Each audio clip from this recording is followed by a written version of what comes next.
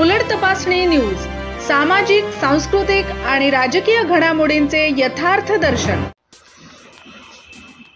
भविष्याचा विचार करून आज शेती हा धंदा घाट्याचा ठरत आहे। रासायनिक खताच्या मोठ्या प्रमाणात होणाऱ्या वापरामुळे शेती ही नापीक होत चाललेली आहे। यावर उपाय म्हणून शेतीला रासायनिक खते, कीटकनाशक, तणनाशक यापासून मुक्त करणे गरजेचे आहे।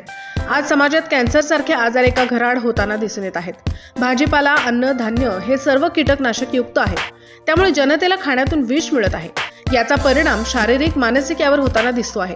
दुर्धर आजारांनी शरीर पीडित होत चालले आहे। यावर उपाय म्हणून श्रीधर हुडे यांनी बीसी प्रकल्प मार्फत जैविक निविष्ठा केंद्राची उभारणी केली। त्यामुळे ग्रामीण भागातील शेतकऱ्यांना कमी किमतीत निविष्ठा मिळत आहे।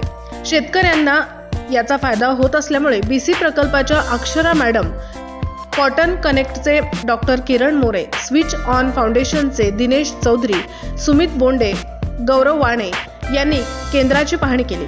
त्यामध्ये पळसगाव येथील बीसी प्रकल्प शेतकरी श्री शिवदास सालोडकर यांच्यासोबत तसेच महिला शेतकरी ज्योत्स्ना मून, मजूर सुनीता मडावी, प्रभाकर बुरांडे, गणेश हुडे, सुनील कांबळे, महेश महाजन, निलेश पाणबुडे, रणजित वाघमारे, सुनील सावरकर, तनुजा वडतकर, वैशाली ढगे यांच्यासोबत भविष्यात शेतकऱ्यांना कशा प्रकारे शेती फायद्याची करता येईल, शेतीचा खर्च कमी करून उत्पन्न कसे वाढवता येईल याबाबत चर्चासत्र झाले।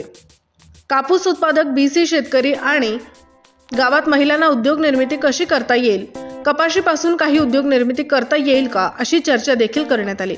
शेतकरी कीटकनाशक फवारणी करताना PPE वापरूनच करावी बाबत माहिती देण्यात आली।